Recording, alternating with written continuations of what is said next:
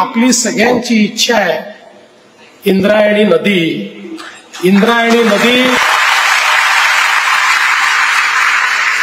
जी आम्हाला गंगेसारखी आहे, ज्या इंद्रायणीत स्नान केल्यानंतर आम्हाला पवित्र वाटावं, ती अतिशय प्रदूषित झालेली आहे। आपल्याला कल्पना असेल गेल्या काळामध्ये आपण एक इंद्रायणीचा विकास आराखडा तयार केला होता।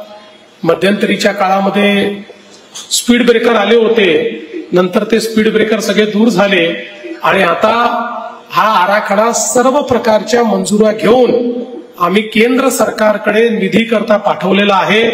मला विश्वास आहे की हा आराखडा लवकरात लवकर आम्ही केंद्र सरकारकडनं मंजूर करून घेऊ आणि या आराखड्याच्या माध्यमातून पिंपरी चिंचवड महानगरपालिकेसहित 39 छोटी मोठी गावं आणि शहरं आहेत की ज्याचं संपूर्ण घाण पाणी सांडपाणी इंद्रायणीमध्ये चाललेलं आहे।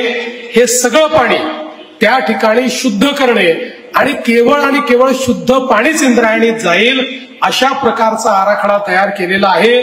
त्याचं आपण आता नुकतंच एक टेंडर देखील काढलेलं आहे। लवकरच त्याच्या कन्सल्टंटचा वर्क ऑर्डर आपण देऊ आणि मी आपल्याला या ठिकाणी सांगतो, काल आपण जे जलपूजन केलेलं आहे ते जलपूजन या ठिकाणी वाया जाणार नाही। आपल्या इंद्रायणीचं जल हे तसंच पूजनीय होईल अशा प्रकारचा प्रयत्न हा निश्चितपणे आपण करणार आहोत। केवळ आपल्याला सांगतो की हे काम लवकरात लवकर सुरू करू, पण हे काम पूर्ण व्हायला कालावधी लागतो।